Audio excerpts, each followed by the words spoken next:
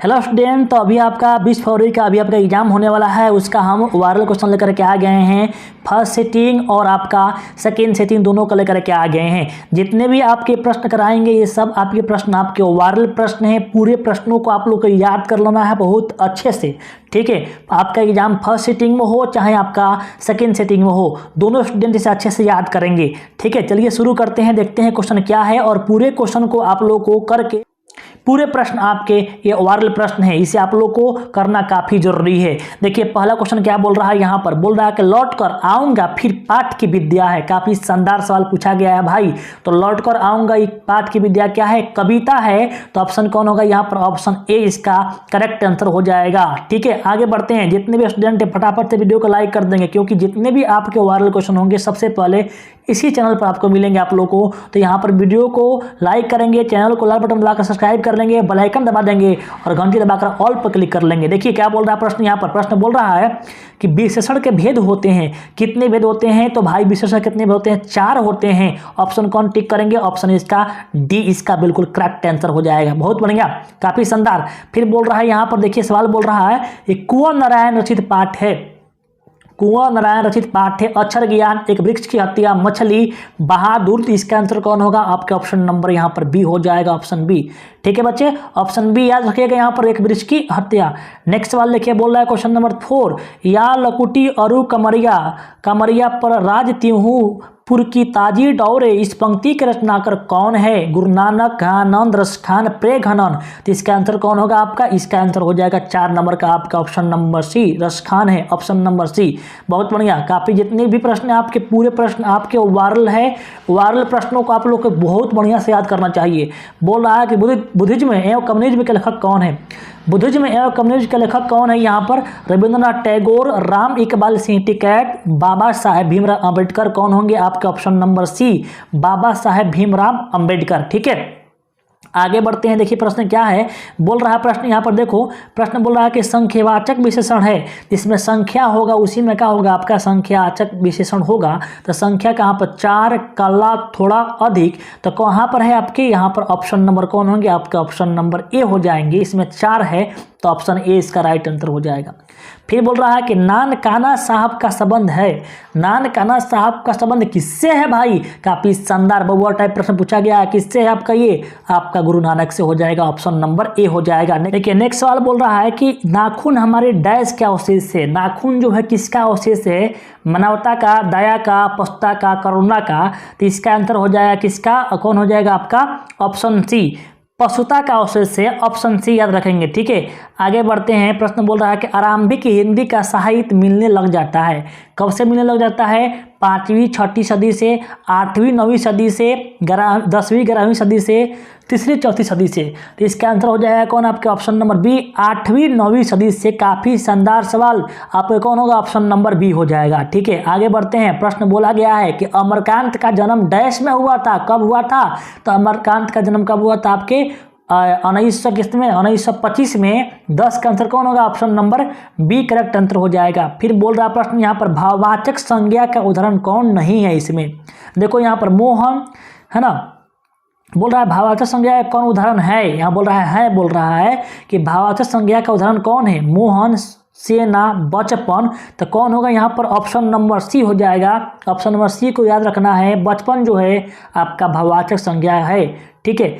आगे बोल रहा है कि किशोर से मार खाने के बाद बहादुर क्या करने लगा? तो प्रतिरोध करता है, हंगामा खड़ा करता है नहीं, रोने लगता है नहीं, चुपचाप कोने में बेचारा खड़ा हो जाता है। ऑप्शन कौन होगा? सी हो जाएगा। फिर बोल रहा है प्रश्न आपसे क्वेश्चन नंबर 13 कि रूसी जाति की अस्मिता को सुदृढ़ करने वाला साहित्यकार कौन है? तो इसका आंसर कौन होगा? आपके याद रखेगा लियो टॉल्स्टॉय। कौन थे?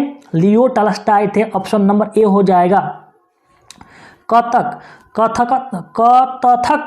नृत्य के पर्याय माने जाते हैं। कथक नृत्य के पर्याय कौन माने जाते हैं? तो पंडित बिरजू महाराज। कौन माने जाते हैं? पंडित बिरजू महाराज। ऑप्शन कौन होगा? ए हो जाएगा, ठीक है।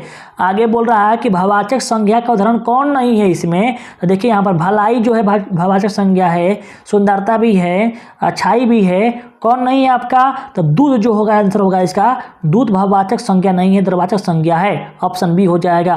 जित जित में निरखत हूँ पाठ का केंद्र कौन है, तो आपको पता है कि जित जित में निरखत हूँ कौन है, तो बिरजू महाराज है, ऑप्शन कौन होगा, ऑप्शन सी इसका राइट आंसर हो जाएगा। अयज्ञ के सूत्रपात किया, अज्ञा के सूत्रपात किया किसने किया था, तो देखो छायावाद प्रगतिवाद, यहाँ पर कौन होगा, यहाँ पे आंसर हो जाएगा आपका प्रयोगवाद, कौन होगा यहाँ पर प्रयोगवाद किया, तो कौन होगा, ऑप्शन नंबर इसका सी इसका राइट आंसर हो जाएगा। बोल रहा है कि स्वर संधि का उदाहरण है, स्वर संधि बोल रहा है, राम अवतार, परमानंद, कबींद्र सब में स्वर संधि है, किसमें नहीं है, किसमें नहीं है, यहाँ पर कौन आंसर होगा, यहाँ पर राम अवतार में भी है, परमानंद में भी है, यहाँ पर देखो आ लगा है, कबींद्र में आ बड़ी लगा है, सब में स्वर संधि है, तो कौन होगा आंसर यहाँ पर, ऑप्शन नंबर डी हो जाएगा, ऑप्शन नंबर डी उपरोक्त सभी हो जाएगा। फिर बोल रहा है कि मदन है, मदन कौन है भाई, तो जो मदन है शोफर का बेटा, सेन साहब, यहाँ किरानी के बेटा, तो किसका है, किरानी के बेटा है, ऑप्शन कौन होगा, 19 नंबर का आंसर कौन होगा, ऑप्शन नंबर सी। जितना प्रश्न आपके पूरे आपके क्या है, पूरे प्रश्न आपके वायरल प्रश्न है, पूरे प्रश्न को आप लोग को याद कर लेना है, और याद करने के बाद आपको पूरे याद करने के जितना हम करा रहे हैं उतना करना है, और करने के बाद कमेंट बॉक्स में बताना है आप लोग कितना सही किए हुए हैं।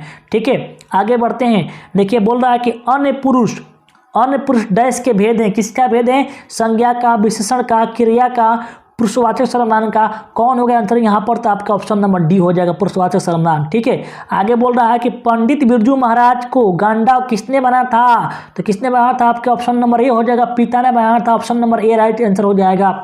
लौटकर आऊँगा फिर पाठ के लेखक कौन है, लौटकर आऊँगा पाठ के लेखक कौन है, तो यहाँ पर कौन है, आपके प्रेघन है, कौन है, प्रेघन है ना, प्रेमघन ऑप्शन नंबर ए हो जाएगा। फिर बोल रहा है कि जापान पर परमाणु बम किसने गिराया था, जापान पे परमाणु बम गिराने वाला कौन देश था, अमेरिका था, ऑप्शन नंबर ए इसका राइट जवाब हो जाएगा। बोल रहा है कि रोन नदी डैश के किनारे है, रोन नदी डैश है, सॉरी रोन नदी जो है ना डैश में है, कहाँ पर है, तो रोन नदी जो है आपके फ्रांस में है, ऑप्शन नंबर ए हो जाएगा। फिर बोल रहा है कि द्विगु समास नहीं है, द्विगु समास में क्या होता है, अंक लगा होता है, त्रि लगा है, शताब्दी लगा है, सात लगा है, नौ लगा है, जिसमें अंक होगा उसका होगा आपका द्विगु समास होगा, जिसमें अंक नहीं होता है वो आपका द्विगु समास नहीं होता है, तो भाई बहन इसका आंसर हो जाएगा ऑप्शन नंबर बी। फिर बोल रहा है कि लेखक अपने पिता से मछली क्यों मांगना चाहता था, तो जो लेखक थे अपने पिता से मछली को मांगते थे क्यों, तो कुएं में पालने के लिए, ऑप्शन कौन होगा, सी हो जाएगा। ठीक है, आगे बढ़िए। बोल रहा है कविता नहीं है, इसमें कविता कौन नहीं है, अक्षर ज्ञान, स्वदेशी, हमारी नींद, शिक्षा और संस्कृति, तो काफी शानदार आंसर कौन होगा आपके, शिक्षा और संस्कृति आंसर होगा ऑप्शन नंबर डी। बोल रहा है कि मोहरा नदी शहर से दूर थी, कितनी दूर थी, 1 मील, 2 मील, 3 मील, 4 मील, तो ये आपका दूर थी 3 मील, ऑप्शन सी इसका राइट जवाब हो जाएगा। फिर बोल रहा है कि राजदूत में कौन सा समास है, राजदूत यानी राजा के दूत होगा, है ना, तो कौन होगा यहाँ पर, तत्पुरुष समास होगा, ऑप्शन कौन होगा आपके ए हो जाएगा। फिर बोल रहा है कि अविन्यो डैश नदी के किनारे अवस्थित है, जो अविन्यो है वो किस नदी के किनारे है, तो जो अविन्यो है वो आपके रोन नदी के किनारे है, ऑप्शन नंबर बी हो जाएगा।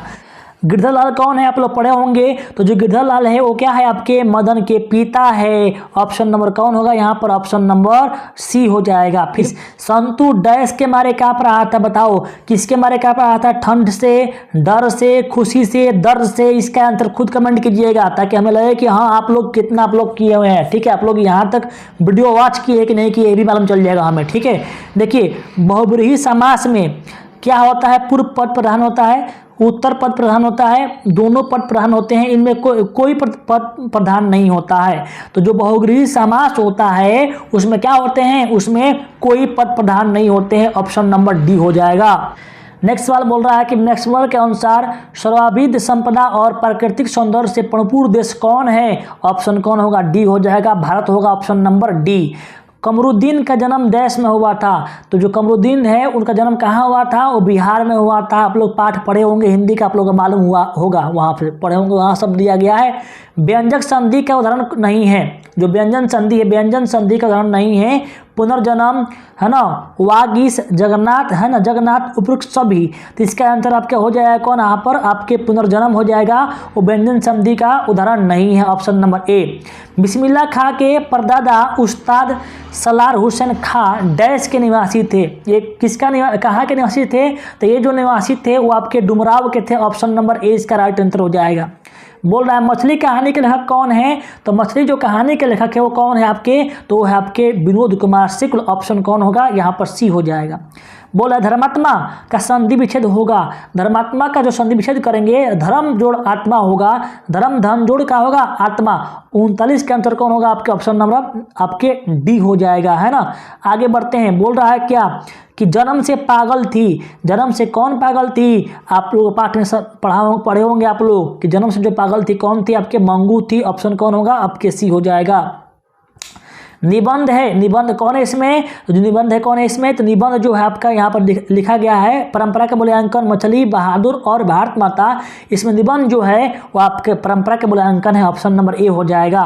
आगे बढ़ते हैं, देखिए क्या बोल रहा है, संगीत शास्त्र, है ना, शास्त्र के अंतर्गत सुधीर वाद्यों में है, बोला है कि संगीत शास्त्र अंतर्गत सुधीर वाद्यों में है क्या है, शहनाई, तबला और बांसुरी, ढोलक।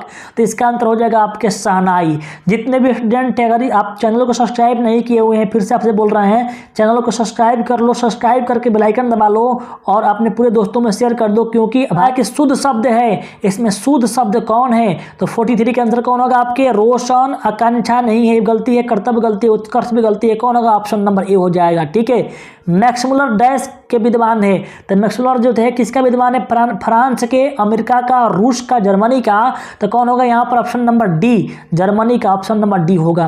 राजस्थानी भाषा के सफल कहानीकार कौन है, सावरदैया, ईश्वर पेटलिकर, श्रीनिवास, इनमें कोई नहीं। इसका आंसर हो जाएगा आपका सावरदैया, ऑप्शन नंबर ए। फिर बोला बुढ़ापा में कौन प्रत्यय है, बुढ़ापा पा रहा है, तो कौन होगा आपका, ऑप्शन नंबर यहाँ पर डी हो जाएगा।